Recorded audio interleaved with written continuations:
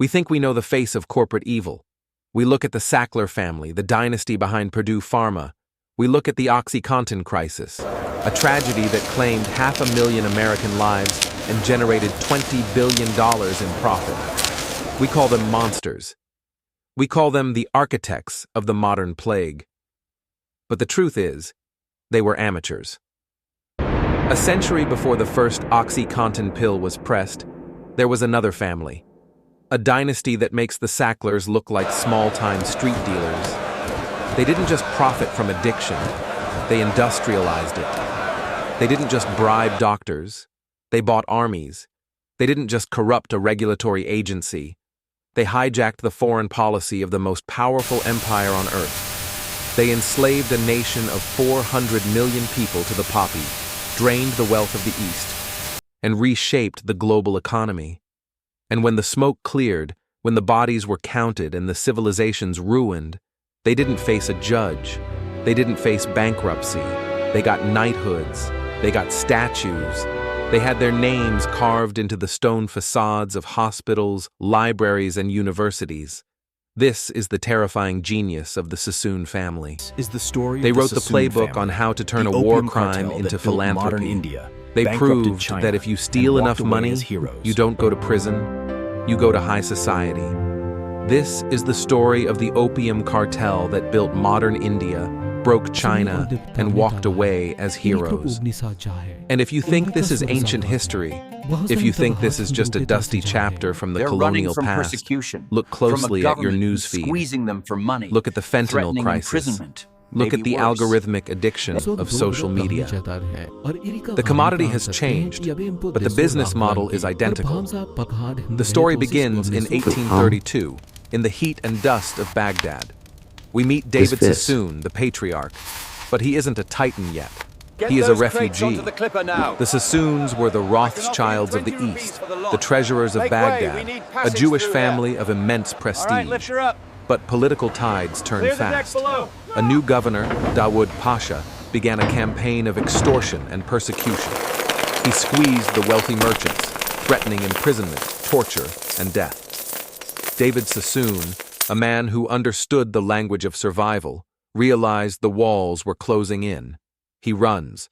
He takes his family and flees, first to the safety of Iran, and then, calculating his next move with the precision of a chess master, he looks at the map. He sees a port city rising from the swamps of western India. A city exploding with cotton, silver, and opportunity. Bombay. But you have to understand what David Sassoon was walking into. This wasn't just a bustling marketplace. He was stepping into the domain of the British East India Company. To call the East India Company a corporation is a massive understatement. It was a monstrosity. Imagine if Amazon had a nuclear arsenal, the legal authority to draft laws, and a license to print money. The company controlled a territory larger than Western Europe. It commanded an army of 260,000 men, twice the size of the British Army itself. It answered to no government, only to its shareholders in London. We expect full compliance by the the first of next 1830s, month. this corporate See to state it had that the colonized shipments are India not prioritized. through diplomacy, but through a hostile takeover. They annexed kingdoms, seized tax revenues, and turned the subcontinent into a relentless extraction machine. But the machine had a problem, a massive global trade imbalance that threatened to bankrupt the British Empire. And their Here biggest is the product, macroeconomic thing context that generated more explains the revenue than evil that anything followed. else Britain opium. was addicted to China. The British upper classes consumed tea, silk, and porcelain with an insatiable hunger. By the early 19th century, tea wasn't a luxury. It was the fuel of the British workforce. But China wanted nothing from Britain. The Qing emperor looked at British wool and manufactured goods and laughed. They had no need for barbarian products. So the Chinese demanded the only thing that mattered: silver. Every year, millions of pounds of sterling silver flowed out of London and into Beijing. It was a hemorrhage. Britain was bleeding its hard currency reserves dry. The trade deficit was unsustainable. In modern terms, imagine the US sending all its gold reserves to China just to buy iPhones with nothing coming back. It was an existential financial crisis. The British tried diplomacy. It failed. They tried marketing their goods. It failed. So the gentlemen in London came up with a new solution, a solution that remains one of the coldest, most calculated acts of economic warfare in human history. If China didn't want British wool, surely they would want something else. Something that makes the customer not just want the product, but need it. Something that bypasses logic and attacks the biology of the consumer. Opium. The plan was simple and demonic. The East India Company would turn the fertile fields of India into a narcotics factory.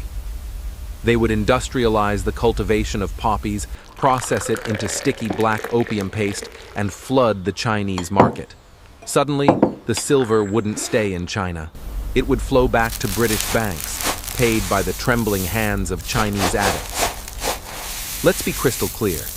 The British government knew exactly what they were doing. Opium wasn't a mystery. Doctors in London used it sparingly for pain, fully aware that high doses destroyed the soul and the body. They knew it was poison, and they decided to make it their primary export. They have better porcelain. By 1830, British India was churning out 1,500 tons of opium a year. The revenue from this drug trade covered the cost of the British Navy, the colonial administration, and the maintenance of the empire. And that's what happened. 14% of India's total revenue came from drugs. This is the world David Sassoon stepped into. Most men would see a moral abyss. David Sassoon saw a vacuum. He arrived with almost no capital, but he possessed three assets more valuable than gold in a chaotic frontier market: trust, intelligence, and timing. And it's He had a network. Unsustainable. The Jewish diaspora in the Middle East was a web of tight-knit families bound by blood and faith. In an era where contracts were just paper, these bonds were iron. He had the knowledge of court politics from Baghdad, and he had the perfect timing to become the middleman the British Empire didn't know it needed. But David Sassoon wasn't content with being a middleman. He looked at the opium trade and saw inefficiency. Most merchants were fragmented. One guy grew it, another shipped it, another sold it. Sassoon applied a strategy that we associate with modern tech giants like Apple or Tesla: vertical integration. He realized that to win, you must control the entire stack. The Sassoons began to finance the farmers directly, forcing them to grow poppies instead of food. They bought the warehouses at the docks. They didn't just charter ships. They built their own fleet, faster and more reliable than the competition. They even started their own insurance companies to underwrite their own cargo. They eliminated every friction point. They optimized the logistics of death. By controlling the supply chain from the poppy field in Bengal to the opium den in Canton, they squeezed out every ounce of margin. And crucially, they positioned themselves as the model minority. They weren't rebels. They were the ultimate collaborators. David Sassoon made himself indispensable to the British elite. When the colonial government needed a loan, the Sassoons were there. When they needed intelligence on local dialects, the Sassoons provided it. It was a symbiotic relationship. The British provided the military muscle and the legal cover. The Sassoons provided the capital and the logistical genius. Did they see us? It was the perfect public-private partnership. By 1836, the Sassoon Company was moving 30,000 chests of opium a year. A chest is heavy, about 140 pounds. Do the math. That is nearly 4 million pounds of pure narcotic flooding into China annually. They knew this. The scale is hard to comprehend. They did it anyway. Imagine a fleet of container ships today, filled not with electronics or clothes, but with heroin, docking in New York Harbor every single week, protected by the U.S. Navy. That was the reality. The economic impact on China was catastrophic. It wasn't just a health crisis, it was societal collapse. In the coastal cities, productivity plummeted. Shops closed because owners couldn't stand up. Farms lay fallow because laborers spent their wages on the pipe. The social fabric of a 5,000-year-old civilization began to unravel. Fathers sold their daughters to pay for the next chest. The flow of silver reversed.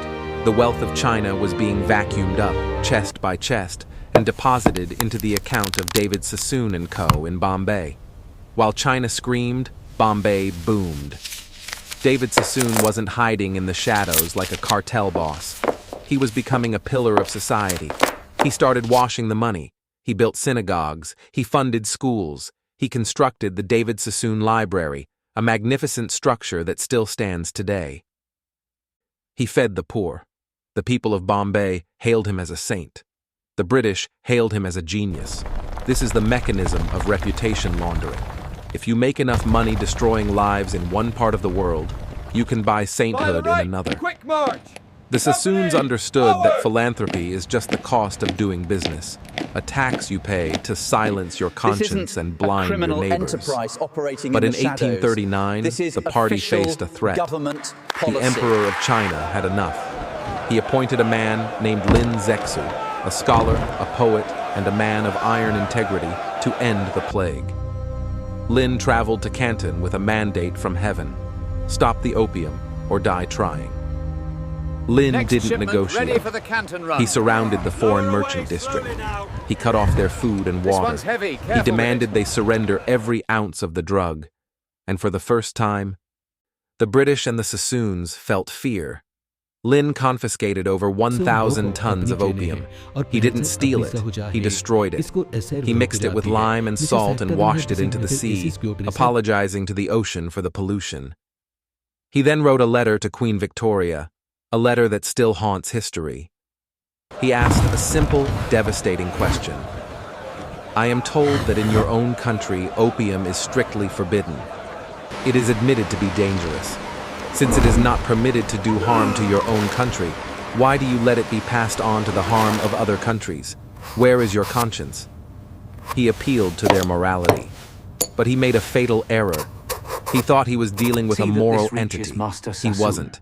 He was dealing with an economic engine. The local authorities to the British, are managed. the destruction of that opium wasn't an act of justice.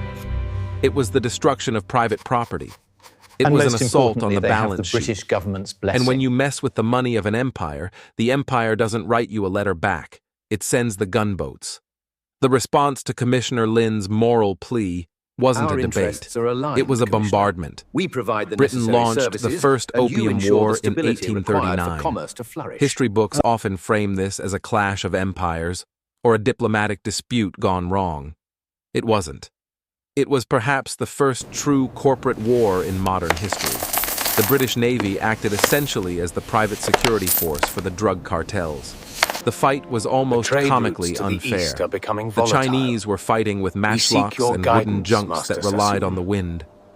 The British arrived with the Nemesis, an iron-hulled, steam-powered warship that could sail against the current and devastate coastal defenses with precision artillery. It was a slaughter. The British blockaded the Pearl River. They strangled the food supply. They marched inland. And in 1842, with a gun to its head, China signed the Treaty of Nanking. We need to stop and look at this document because it is the ancestor of every unequal trade agreement signed since. It didn't just end the war, it rewrote the economic laws of Asia. China was forced to pay 21 million silver dollars. A massive chunk of that was direct reparations for the opium Lin Zexu had destroyed. Think about that. The Chinese government was forced to reimburse the drug dealers for the drugs they had confiscated. It was a taxpayer-funded bailout for the cartel, but the money was the least of it. China was forced to cede the island of Hong Kong to Britain forever. It was forced to open 5 new treaty ports to unrestricted British trade. And it had to grant extraterritoriality to British citizens. This meant that if a British merchant beat a Chinese worker to death or sold drugs in violation of local law, he could not be tried by a Chinese judge. He answered only to British law. It was a get-out-of-jail-free card for every smuggler in the East. And standing right behind the British admiral, pen in hand, ready to capitalize, the Sassoons. While others celebrated the victory, David Sassoon mobilized. He didn't just use the new ports, he colonized them commercially. He sent his sons to set up operations in Hong Kong and Shanghai, before the ink on the treaty was even dry. Because the Sassoons had backed the British war effort, providing supplies, ships, and intelligence, they were given preferential treatment. They seized the prime real estate along the Bund in Shanghai. They monopolized the shipping lanes. The floodgates shattered. In the 1840s, the Sassoons were moving 40,000 chests. By the 1850s, it was nearly 60,000. 7 million pounds of opium a year. But for the cartel, it still wasn't enough. The Treaty of Nanking had opened the ports, but it hadn't technically legalized opium. It was still officially contraband, existing in a gray market that required bribes and smuggling. Corporate empires hate gray markets. They want scale. They want legal protection. They want to be able to advertise. So, when the Chinese government tried once again to enforce their laws in the late 1850s, seizing a ship called the Arrow, the British didn't hesitate. They started the Second Opium War. And this time, they brought the French. If the First War was a tragedy, the Second was a desecration. In 1860, British and French troops marched on Beijing. They looted the old Summer Palace, the Versailles of the East, a wonder of architecture and art. They smashed porcelain that was centuries old. They stole gold and silk. And then, on the orders of Lord Elgin, they burned it to the ground. It took 3 days to burn. The smoke was so thick it blotted out the sun over Beijing. This was cultural terrorism, designed to break the psychological will of the emperor. And it worked. The Treaty of Tientsin followed. And there, buried in the legal text, was the clause the Sassoons had been waiting for. Opium was legalized. The mask was off. Story of the Sassoon family. The drug trade was no longer a criminal enterprise. Modern India, it was now a legitimate, state-protected industry, as legal as selling tea or timber. The Sassoon family wealth went supernova. They now controlled the largest private merchant empire in Asia. They diversified with the speed of a modern private equity firm. They took their drug profits and bought cotton mills in Bombay. From a government They built insurance for firms. money, They invested in the new imprisonment, technology of the maybe day. worse. Telegraphs and railroads. This is the crucial lesson in laundering dirty money. You must mix it with clean money as fast as possible. If you build a railroad, nobody asks if the steel was paid for by the misery of an addict in Shanghai. They just thank you for the train. Get those crates onto The the clipper Sassoons now. became the engine of Bombay's industrial revolution. They employed Make way, thousands. we need passage They were through job here. creators. All And right, as their lift her bank up. accounts swelled, so did their Clear the social deck ambition. below. David Sassoon knew that money makes you powerful, but titles make you untouchable. He began a campaign of aggressive philanthropy. He didn't just donate, he branded the city. The Sassoon Docks, the Sassoon Reformatory, the Sassoon Hospital. You couldn't walk down a street in Bombay without seeing their name carved in stone. In 1853, the man who had fled Baghdad as a refugee was appointed Sheriff of Bombay. It was ceremonial, yes, but the symbolism was blinding. The biggest drug trafficker in the hemisphere was now the face of law and order, but the ultimate prize was London. David's sons, especially Abdullah, who rebranded himself as Albert, set their sights on the heart of the empire. They knew that to be truly safe, they had to become more British than the British. They moved to London. They bought mansions. They threw lavish parties where the champagne flowed as freely as the opium did in China. And the British aristocracy? They didn't turn up their noses. They lined up. Because the British elite didn't care about the source of the money, only the volume of it. In The terms are quite 1872, clear, gentlemen. Albert We Sassoon expect was full knighted by compliance by Queen the 1st of Victoria. next month. He See became to Sir it that Albert. the shipments are The prioritized. transformation was complete. The Opium King was now a knight of the realm. In 1873, he became the first Jew in history to receive the They fought freedom of the wars, city of London, annexed an kingdoms, honor not and even the turned an entire Rothschilds had achieved subcontinent yet. into a profit center. Think about the psychological mastery at play here. And their biggest By wrapping product, themselves the thing in the that flag, generated more revenue By than embedding anything else, themselves in the aristocracy, was opium. they made it impossible to attack them without attacking the empire itself. To criticize the Sassoons was to criticize the Queen's friend. To question their business was to question the economic engine of India. They had successfully merged their private criminal interest with the public national interest. But empires, like bubbles, eventually burst. The Sassoons had climbed to the very peak of the world. They were dining with princes and shaping the fate of nations. But they had forgotten the one rule that every dealer should know. Nothing lasts forever. Not the high, and not the cover-up. By the early 20th century, the hunger that drove David Sassoon to flee Baghdad had vanished. In its place came the complacency of inherited wealth. Focus on the sap. The third and fourth generations weren't building the empire, they were spending it. Enter Sir Victor Sassoon. He was the face of the dynasty in the 1920s and 30s, a playboy, a hotelier, a man who treated Shanghai like his personal playground. He built the Cathay Hotel, the most luxurious building in Asia. He threw parties that lasted for days. He believed, like all aristocrats at the end of an era, that the music would never stop. But history has a way of clearing the tab. In 1949, the Chinese Communist Party won the Civil War. Mao Zedong stood at the gate of heavenly peace and declared the founding of the People's Republic. And for the foreign capitalists who had carved up China for a century, the game was over instantly. The communists didn't negotiate. They nationalized. Every building Victor Sassoon owned, every warehouse, every investment, seized.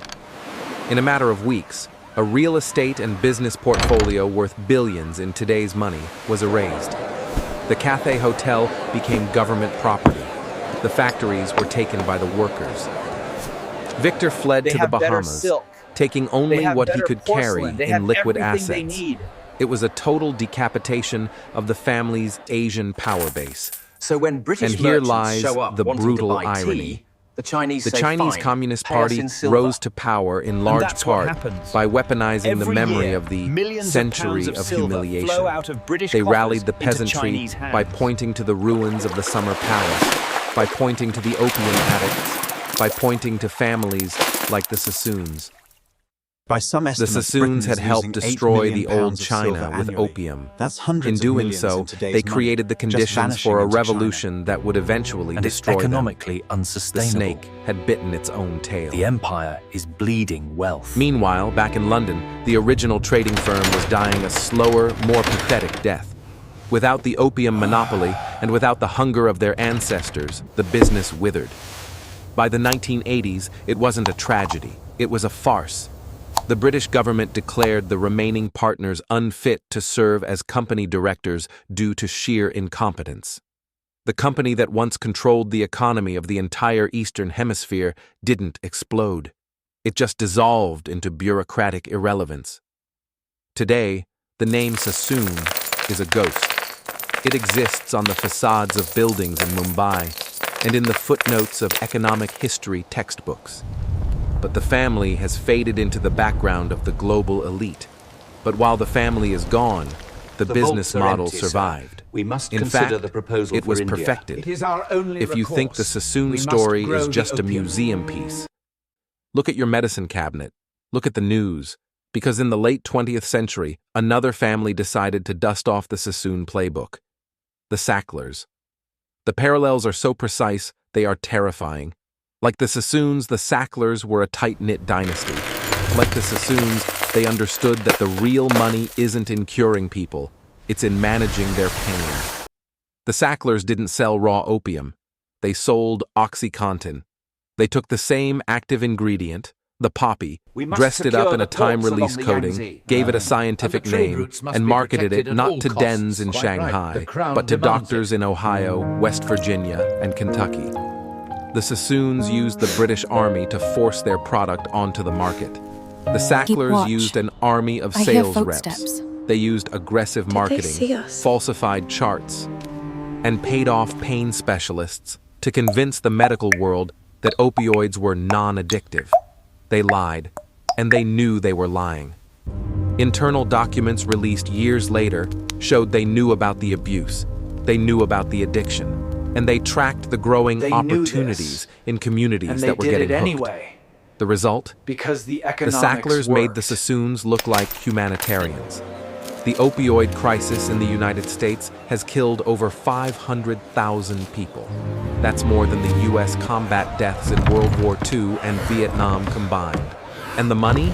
Purdue Pharma generated over $35 billion in They revenue. license farmers The to grow Sackler poppies. family extracted They over buy the $10 raw billion opium, for process themselves it in before the factories. ship went down.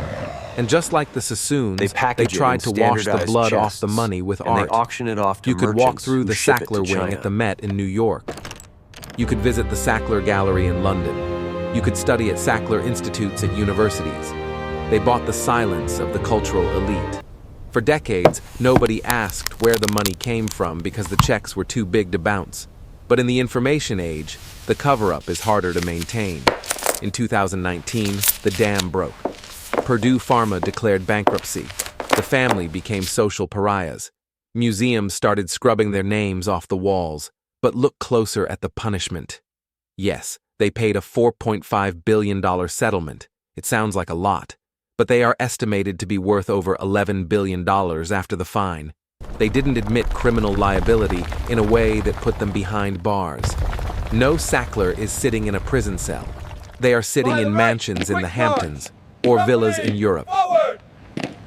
They are banned from the pharmaceutical industry, sure, but they kept the money. This is the modern refinement of the Sassoon method. The Sassoons eventually lost their assets to a revolution. The Sacklers protected theirs with offshore trusts and bankruptcy lawyers. They learned that if you steal $1,000, the police take you away. If you steal $1 billion, the lawyers take you to lunch. And it's not just the Sacklers. They are just the villains from Central Casting. Look at the supporting actors. Johnson & Johnson grew the poppies in Tasmania.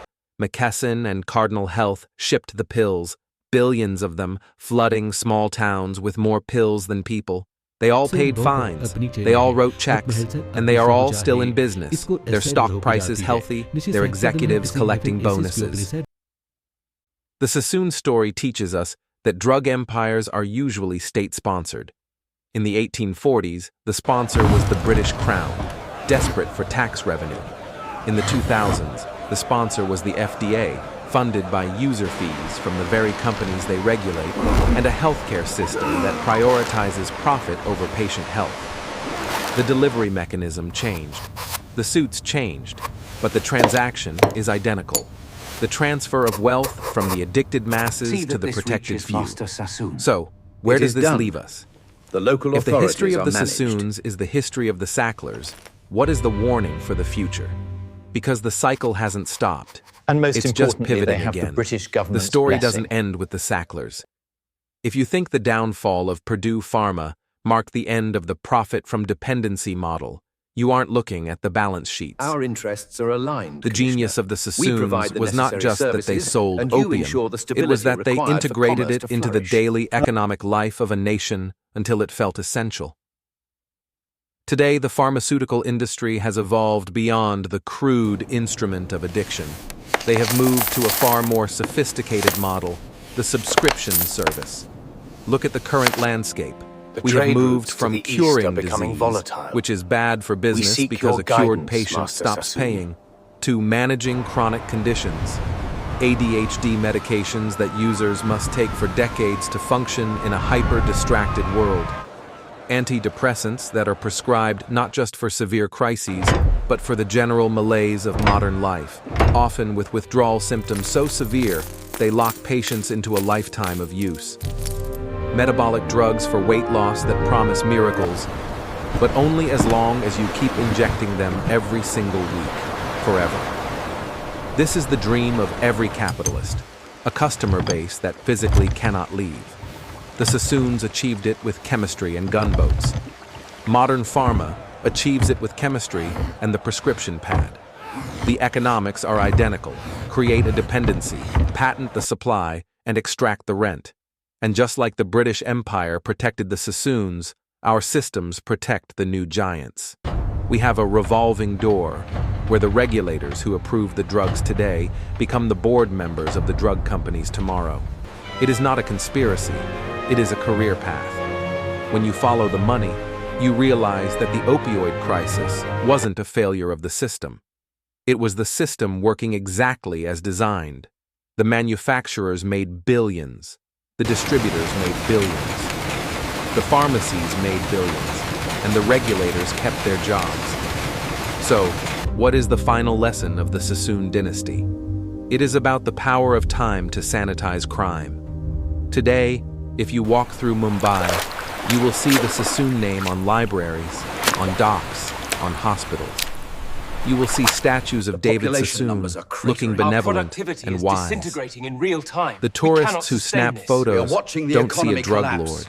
They see a philanthropist. They see a titan of industry. Time buries the bodies. The screams of the Chinese families destroyed by opium have faded into silence. The starvation, the ruin, the social collapse, it's all just dusty history now. What remains is the marble. What remains is the money. The Sacklers are currently in the shaming phase of this cycle. Their name is being chiseled off the walls. But give it 50 years, give it 100. The outrage will fade. The specifics of the lawsuits will be forgotten. But the trust funds will remain. The compound interest will keep ticking.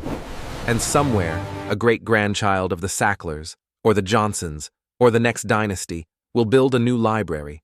They will fund a new wing of a hospital, and society will thank them. We must understand that the respectable institutions we admire are often built on foundations of blood. To study economic history is to realize that the line between a criminal cartel and a global conglomerate is often just a matter of a government license and a good PR team. The Sassoons taught the world that if you harm a few people, you are a criminal. But if you harm millions, you are a partner to the empire. Lich Su Kin Tegem Tui Chin. Here is part 4, final part, of the rewritten script. The story doesn't end with the Sacklers. If you think the downfall of Purdue Pharma marked the end of the profit from dependency model, you aren't looking at the balance sheets. The genius of the Sassoons was not just that they sold opium, it was that they integrated it into the daily economic life of a nation until it felt essential. Today, the pharmaceutical industry has evolved beyond the crude instrument of addiction. They have moved to a far more sophisticated model, the subscription service. Look at the current landscape. We have moved from curing disease, which is bad for business, because a cured patient stops paying, to managing chronic conditions, ADHD medications that users must take for decades to function in a hyper-distracted world, antidepressants that are prescribed not just for severe crises, but for the general malaise of modern life, often with withdrawal symptoms so severe they lock patients into a lifetime of use. Metabolic drugs for weight loss that promise miracles, but only as long as you keep injecting them every single week, forever. This is the dream of every capitalist, a customer base that physically cannot leave. The Sassoons achieved it with chemistry and gunboats.